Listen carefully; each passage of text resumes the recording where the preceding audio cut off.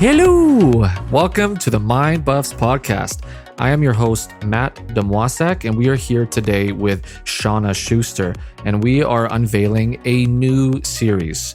We just wrapped up doing a burnout in the workplace, and what we decided to do, because this is near and dear to not only Shauna's heart, but to many of the people on our team, that what we want to explore is neurospiciness, neurodiversity in the workplace, and essentially like how we can create work spaces, work environments where people with neurodiversity can be able to thrive, where they are given the opportunity to kind of adapt or change their relationship to work schedule, like how they get tasks done that are based on what their natural strengths are going to be. Because, I mean, there's nothing you can do about it. If you hire a neurospicy person, they going to be neurospicy the whole time they're working for you. So you know all about that. So we're going to be educating you guys, whether you're the employee or the owner, on how to kind of make work life a little bit better, knowing that you are neurospicy. So Shauna, take it away. Welcome back. Okay. This one hits close to my heart because I was a late diagnosed ADHDer and I started medications like very recently, Monday, depending when you're listening to this. And I think it's really helped to change my perspective and understanding of how workplaces are set up and how we support or don't support and the stigmas around it.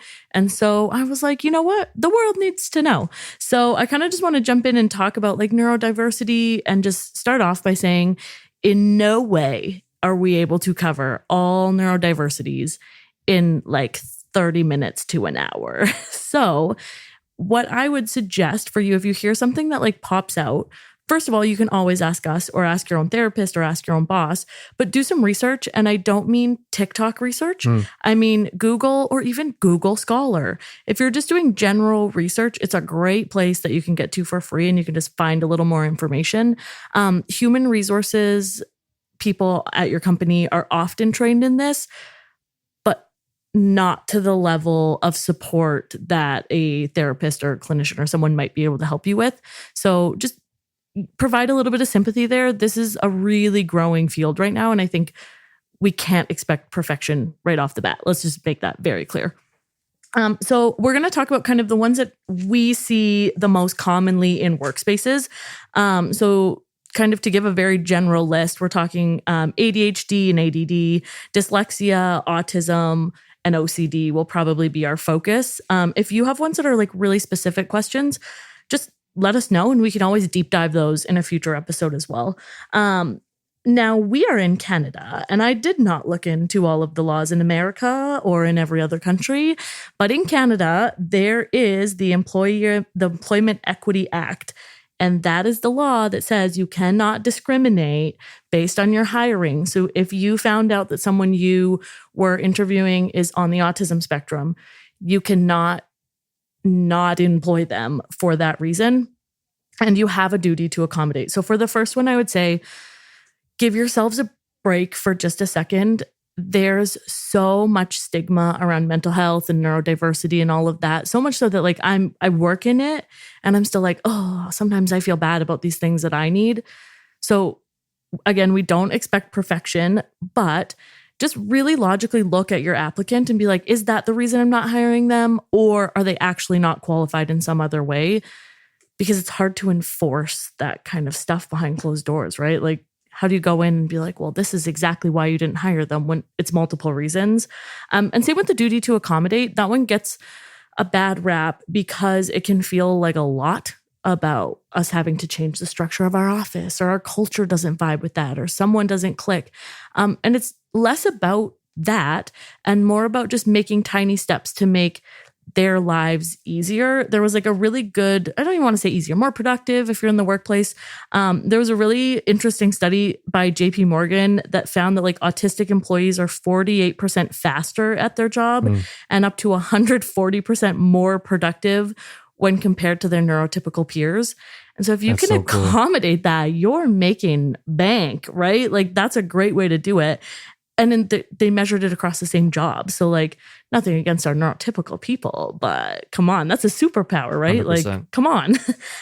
But then it still found that by the National Autistic Society that 85% of autistic adults are either unemployed or underemployed. So we're looking at these same stats that are just contradicting one another. I think one of the most common experiences for people with ADHD is just that feeling of like being different than other people and like not fitting in. And so a lot of neurospicy people can have this kind of extra layer of social anxiety because, you know, going to start a new job or even like going to school and like what is like expected of the education system or of like the employer in a neurotypical sense is literally anxiety producing because like you know how difficult it is or how much more effort or thought or time or coping strategies, organizational tools that you need to employ to have success. So a lot of neurospicy people will hide the fact that they have dyslexia or that they have a touch of autism, and where in actuality, like if you know it's a safe-ish place and telling your employer that like, hey, like just letting you know that this is how I experience life, it automatically changes like expectations of like, not like how much you can get done, because clearly if you're set on the right path, you can do a lot more if you're neurospicy, but just what kinds of like tools, resources, and supports that you need to like find that thing that you're passionate or like obsessive about in your work or in education. So yeah, I hope that part of this conversation is also like maybe checking in with your staff or your employees if you're a leader or an owner and just being like, anyone here got a little spiciness? What am I working with here? Oh, won't have them all calling each other out. That's what Matt is good at, finding it in us and pointing it out. So don't do that. But it's funny once you kind of learn to understand it, because a lot of these things go from me feeling like garbage because I'm not getting things done. And then you come in and you're like, oh, like the executive dysfunction is real today. Hey. And I'm like, oh, like I'm actually not a horrible person for not getting this done. Like, you're so right. And it doesn't make an excuse for it happening, but it's really validating. And the link between ADHD and like misdiagnosed depression and anxiety is enormous. Oh my God. Like, Thank it's you for talking about incredible. this. And that's exactly my story and so many other people's. Do you know what? I think she has OCD as a young child. And I'm like, okay, sure. And that treatment doesn't really go as it needs to. And then they're like, no, you definitely are anxious and depressed. And I'm like, you're so right. And then like a year or two ago, they're like, do you know, I think you have ADHD. And then we talk about what's causing the depression. And it's the sitting in my house feeling bad because I haven't started a project. It's delaying things and feeling like I get nothing done because I've actually started 42 things but finished 0 of them. And it's that like inability to actually start a task. And that's not, I want to scroll TikTok, I want to watch a movie or do something. Like I'm not relaxing in those moments. I, in fact, feel horrible. And so just kind of understanding that was the difference was enough to lighten the depressive load and reassess what's going on. It's incredibly powerful. And it was just underdiagnosed for a long time, especially in women, right? Especially in women. Clearly, I'm very attracted to people with ADHD because over half of the team at Mindbuffs has ADHD. I believe that it's the universe's sense of humor or God's sense of humor that this be the case, because, you know, my wife, who also has ADHD, in her first like 8-9 years of marriage, neither one of us knew. Even me as a young therapist, I don't know what the fuck ADHD was. Like I still thought, I think a lot of what the public thought, which was it was created by overuse of technology, or it was like bad parenting. Like these were the original narratives of like what neurospiciness is. But as I got to learn through like vicariously through my wife of her experience and start to educate myself, and I see the shit everywhere now. I can't unsee it. It's just like, oh, I just know immediately when someone has a nervous system that is so different from mine. It's almost like they're having an alternate reality experience of life. The way that they filter information, the way that they perceive and process information, everything is different. And I love working with neurospicy people because no one will be as passionate, as hardworking, as productive as a neurospicy person that finds that thing that they love. So when you are hiring someone and you know that like they have some kind of neurodiversity, hire that freaking person. If you know that there's something that they connect to, that they can kind of ascribe their values to, be really passionate about. So it is so valuable to hire these people when you know that there's something that you can throw them at that they're just going to love and jump in the deep end? You can watch it. Like I see it in businesses. I see it in athletes. I see it in day to day.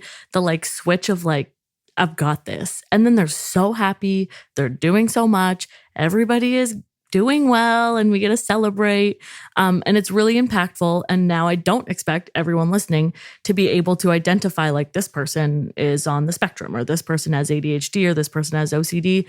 And I don't expect you to take all of that on as an employer. Mm-hmm. Some of this definitely is an employee's responsibility to step up and take that step. And I always think of, you and I were doing the session with a small business and someone pulled me aside and talked to me privately, just saying that they were nervous to talk to their owners of their company because, you know, they work in a bullpen and it's a little overwhelming and she feels like she's failing at this job. And there was tears shared. Mm-hmm.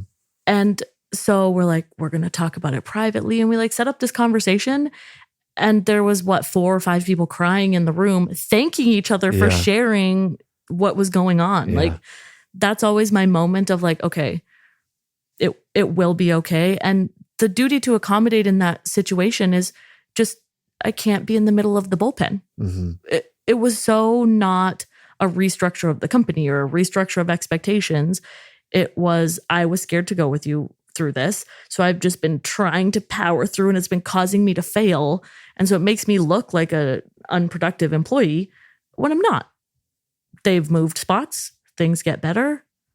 So your duty to accommodate isn't necessarily overwhelming, but also in that case, like the employers don't know. They don't know what they don't know. So totally.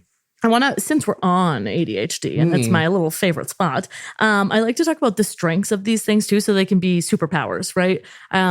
We're joking because I started Vyvanse and I was like, this is what the world is like to people. It's so quiet. I just do things. I told you I like closed all the doors after I put the dishes away all in one go. I didn't even have to break for that.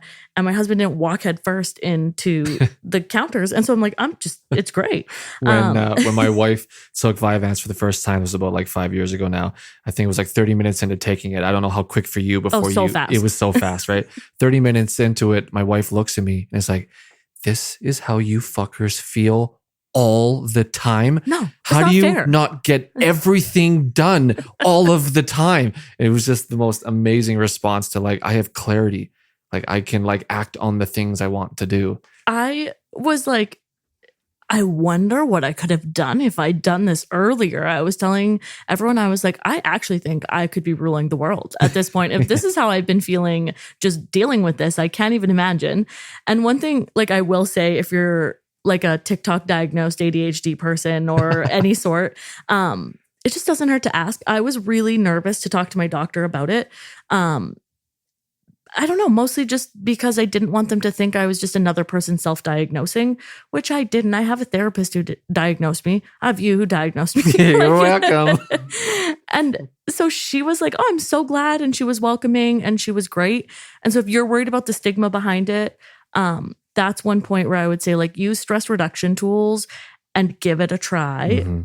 Because the worst they say is no when you're in the same situation you're in now, right? Totally. Yeah. So what does the kind of the research show for what more of the stereotypical like strengths are for ADHD people when they're in the workplace? Yeah. So I kind of bundled ADHD and ADD, which I know that they are not the same, but we're going to just kind of combine them because that's what most of the research does. One of the biggest strengths is out of the box thinking. We can get to a conclusion through this weird loop-de-loop roller coaster way instead of just driving down a path. And if you're looking to develop programs, people, things like that, so helpful.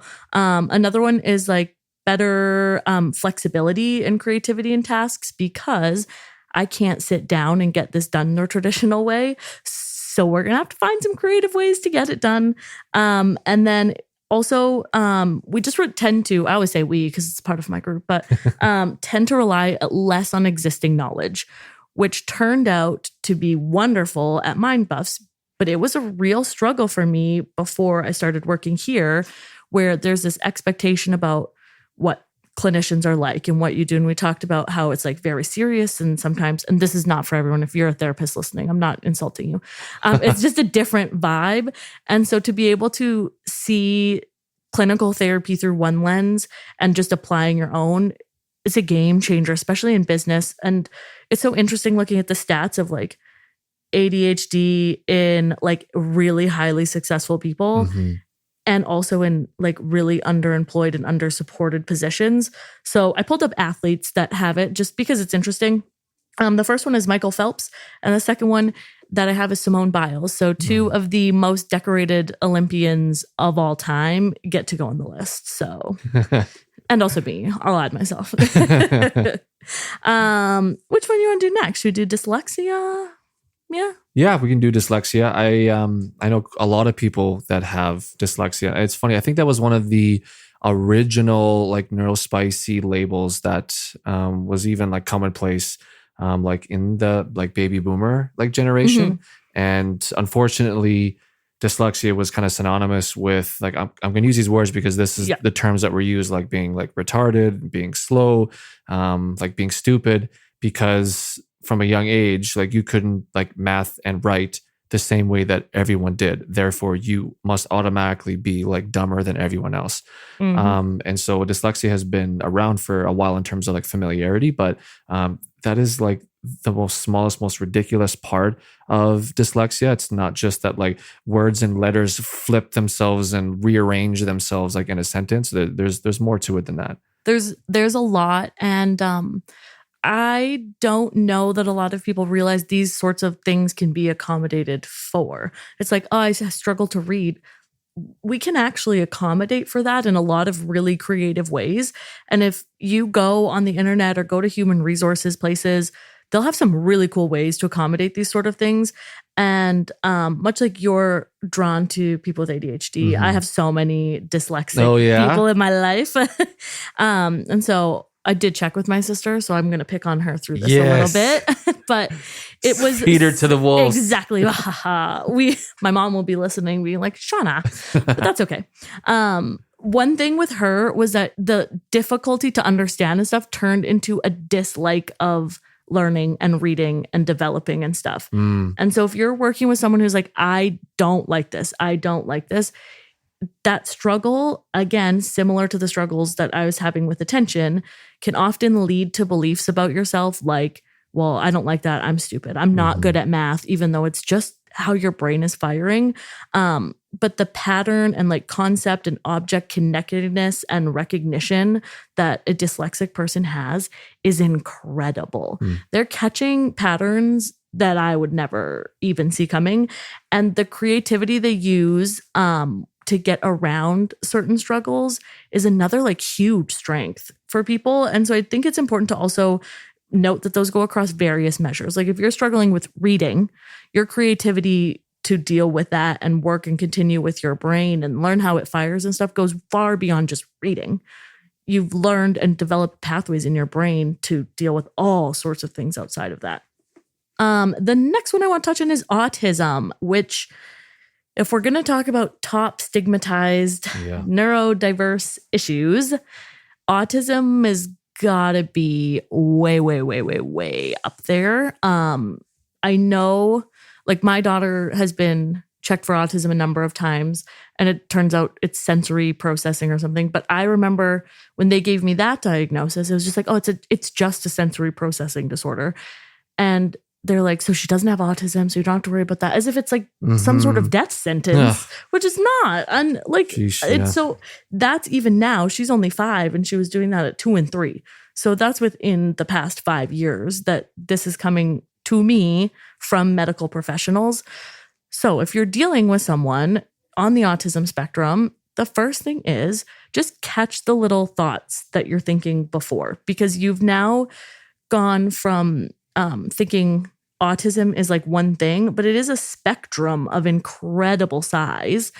And I think that gets a little forgotten sometimes. Yeah, and that's the thing with all of these is that they're not typecasted. They're not boxes. They are like infinitely larger in complexity than we realize spectrums.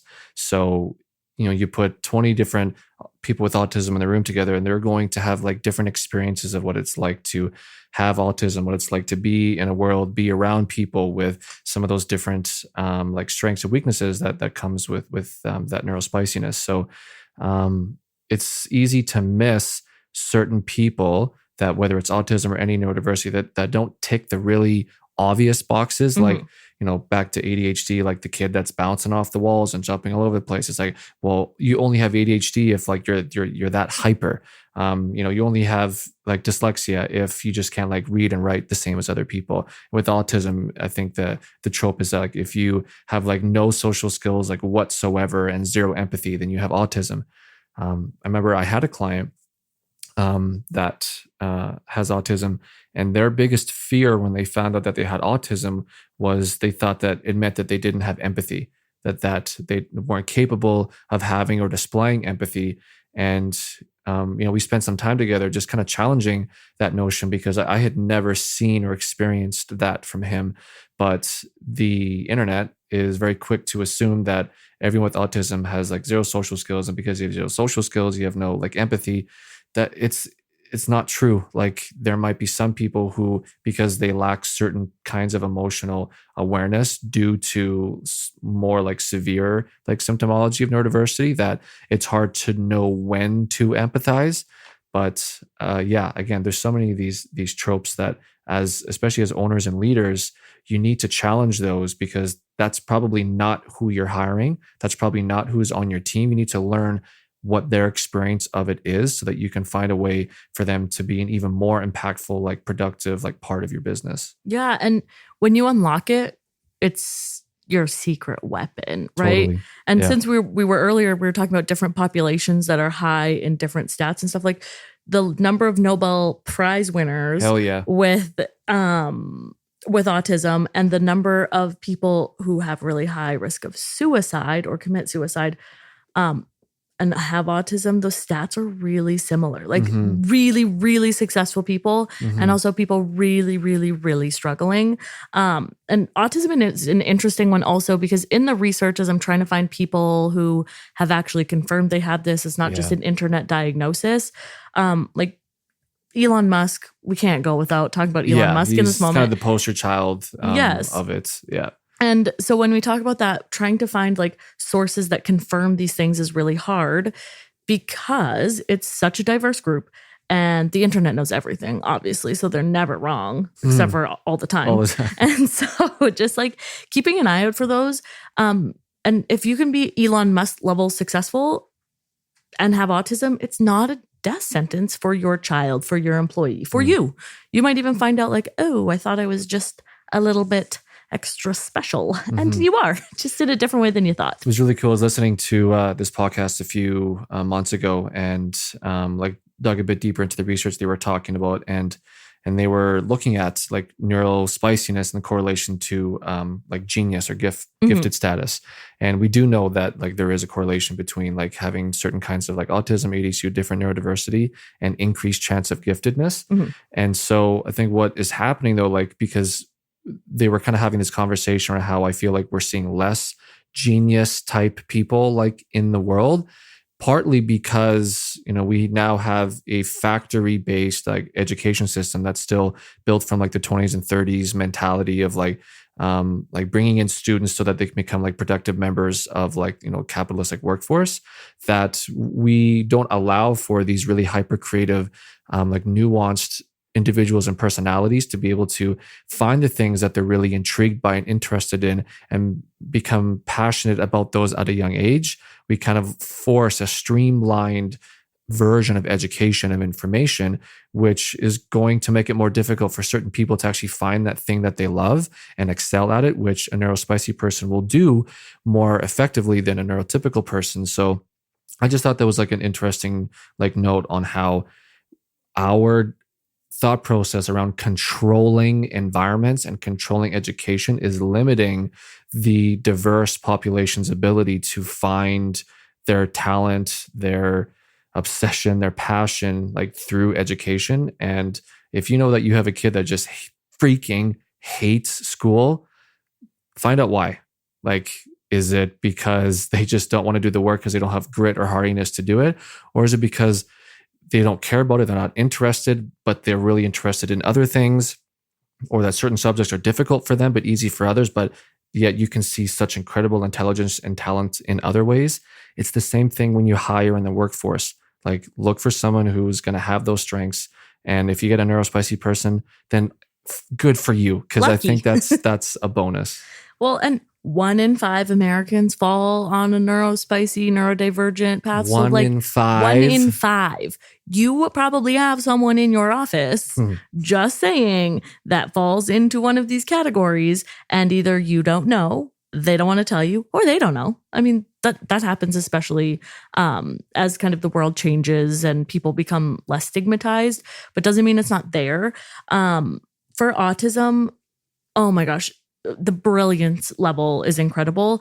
And it's really hard for me because as I'm doing the research, like, this was done in 2020, so it's not too old. But a UK survey found that 50% of hiring people wouldn't openly admit that they wouldn't hire someone who was neurodivergent. 50% admitted it. Gross. More people would not admit it, right? 50%. And it's 1 in 5. And so it's really hard to look at the stats. And it's even harder to look at yourselves and been like, I probably have been guilty of this. And I'm not here to guilt you. I'm sure we've all done it from time to time. We're just here to learn together. Autism strengths include attention to detail, patterned thinking. If you want an authentic employee, that's your person. They'll tell it like it is. And sometimes that can be seen as combative, but I would, this won't be for everyone, but I want someone who's going to tell me the real problems going on underneath and not sugarcoat it and get the yes man. Yeah, right? I even think of like my clients with autism, like when we have conversations, if there's something that they don't understand or that they don't agree with, they will ask me why right away. Or they'll be like, I don't agree with that right away. How amazing and refreshing it is to have open conversations like that, where people literally just share what they're thinking or feeling. You will find that more with people with autism, that like they don't have the fear of other people's opinion filter on as much as like neurotypical people do. And so they'll just come right out with sharing what different ideas or thoughts that they have, as long as, the world hasn't completely crushed their soul up to that point. But I think that's such a refreshing thing to have in a business, is to have someone who is going to be absolutely direct 100% of the time. I think if you're looking at it just from a metrics, productivity metric standpoint, you should have more effectiveness and efficiency in process and conversation if you have someone on your team who is always looking to just get straight to the heart of something. So again, like, we're not pulling these strengths out of like thin air. These are the kinds of things you would experience if you can have someone with autism that feels safe and you trust to have like in a workspace. Well, and in fact, this episode is delayed because I was like, I have it, but I just want more like sources. I just want to prove a point. I'm building my case. And like another thing for people on the autism spectrum is the rationality of decision making. It can be laid out. And for people who are really high feelers, if we're talking about personality types and stuff, it can really help to have someone who's going in with a logic-based course of action and to balance each other out. It's good to have more than one perspective. I understand we're a family at this company, sure, but you're also coworkers, so we can have our own debate about that. That should be its own topic one day, actually. And so like we make decisions with our heart, okay, but some decisions don't work like that. Yeah, so like that. Let your person on the spectrum help you. Just see both sides. You can still make the decision with your heart, but let's get all the information, right? The last one that I want to touch on for this round of kind of things we're talking about is OCD. OCD and ADHD overlap more than I think people realize, to be honest.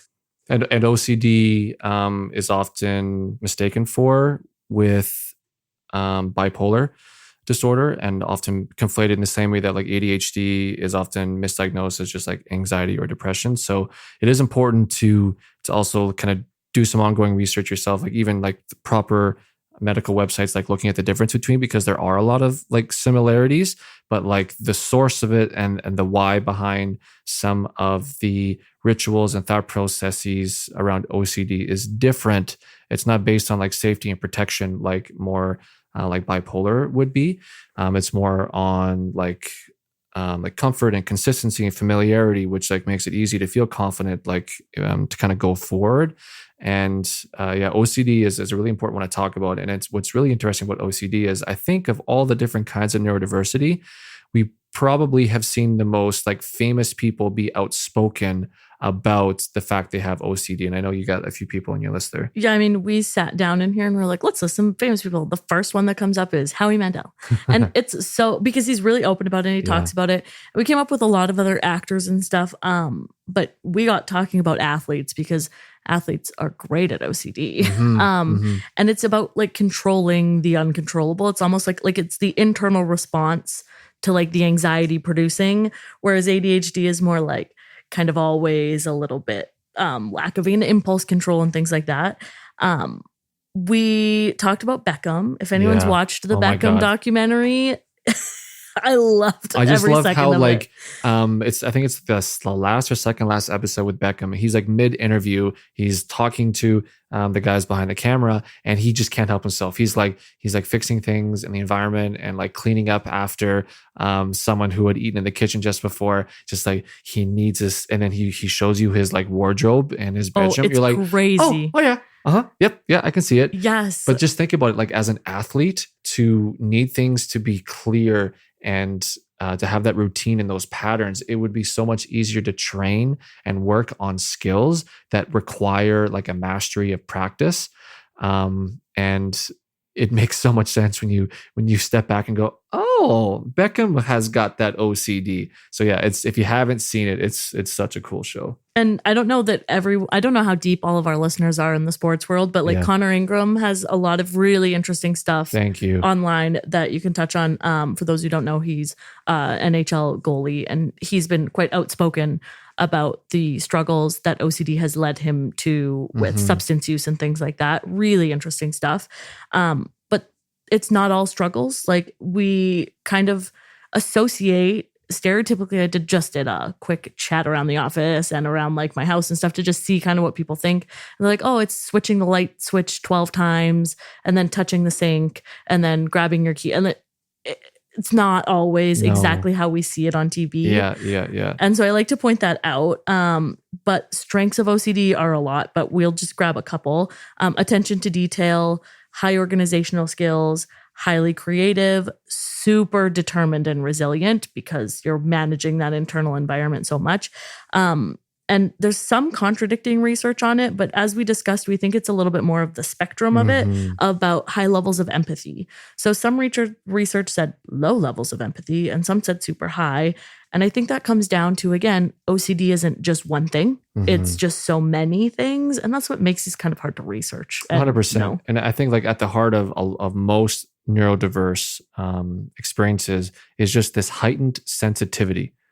Not to all the same things, not to the same degree, but there's a heightened sensitivity for a lot of people with neurodiversity to like the emotion in the room, just walking into a space and just like feeling everything immediately.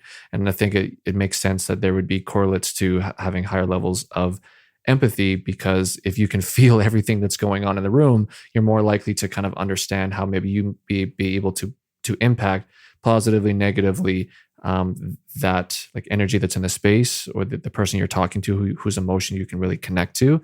So yeah, OCD on a team where you can have specific tasks that are very orderly and organized, they're going to love that because they love that feeling of putting things in order and having things organized. They're going to be, just as examples, the perfect office manager. They're going to be like the perfect administrative person who just needs to organize things for like the entire team to get on task.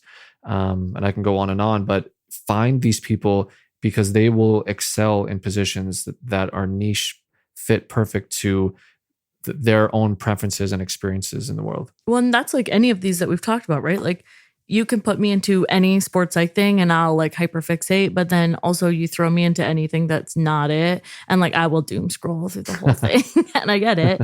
And so it's just about finding the right fit. And if you're listening to this and you're like, oh, it might be me, I might need my right fit, just try a bunch of different things. We often laugh about the habits of the neurodiverse population, about how picking up a new hobby, hyperfixating on it for a while and then like dropping it, or being obsessed with a certain topic and things like that. Those things are okay. Mm-hmm. Lean into it. If you love anime, I don't mind that. That's great. Lean into it. And then also that can reserve your energy for other things. If you're using all of your energy to regulate yourself at work and it's leaving nothing left for home, well, we want to go back to burnout. There you go. There's your go-to. I think the last thing I want to say is that, if some of you are like listening to this and you're like, what the hell? Like, this is like the complete opposite experience that I've noticed for myself, or the complete opposite experience I've noticed in my friends or families and colleagues who seem to really be struggling more than the average person who are neurospicy. I would say without a shadow of a doubt, it's because like that person hasn't found their passion. They haven't found that thing that they love, that they can pour their heart and soul into, because it is a really internally crippling thing to have neurodiversity and to not have something that provides an overwhelming amount of meaning and purpose in their life, because it's like this Ferrari engine that maybe you're doing this like office plunky job where you're not having any challenge or stimulation whatsoever. And yeah, you will combust on the inside if you have all of that brain power and all of that sensitivity and nowhere to put it, nowhere to feed it, nowhere to grow it. So I would challenge you, if you're feeling like you're having a different experience of what we're sharing, that maybe it's because that passion has not been found, or you haven't experimented enough in the world to like see and try different things to find what that is. But yeah, I just want to kind of close with that as we wrap up today's episode, as just an overview of what we're going to be discussing in greater details, again, specifically so that employees and employers can have better tools and better language around how to improve like workplace life, workplace productivity, and things like that. So I know Shauna will kind of briefly detail what to expect in the next episode, and then we're going to wrap it up here. Yeah. The next one's going to be a little bit more tangible tools for people who are like, well, okay, I would accommodate my employees. They're great. I don't know how to do that or where to even begin. That's kind of when we're going to hit on those sorts of things, and we'll like brainstorm ideas and kind of jump into also some common setbacks to those kinds of things. Sweet. So yeah, we're really looking forward to sharing this. I think that just so much about neurodiversity is all over social media right now. It's just the vibe everywhere you go, and talking about like, you might be neurodiverse if. And so we want to just be able to provide more like science and practicality to like how to strategize and build a life around having that different like internal experience. And as always, like, please like and subscribe to our podcast. We want to be able to reach as large of an audience as we can. So if you know that this conversation would be really beneficial and helpful to someone in your life, please pass it along. And as always, we will see you next time. Bye.